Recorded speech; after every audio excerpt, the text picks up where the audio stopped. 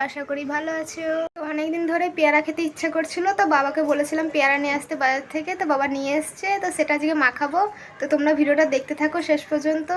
তো পেয়ারা মাখাবো তাই মশলা পেস্ট করে নিচ্ছি। এখানে নিয়েছি সর্ষে, লঙ্কা আর ধনে পাতা।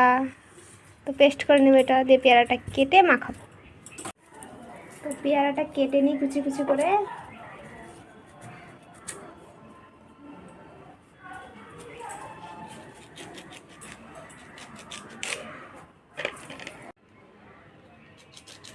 তো পেয়ারাটা প্রায় কাটা শেষ, এই পেয়ারাটা কেটে নিয়ে যাবে লাস্টেরটা। তো একটু জিরে গুঁড়ো দিয়ে দিই লাস্টে।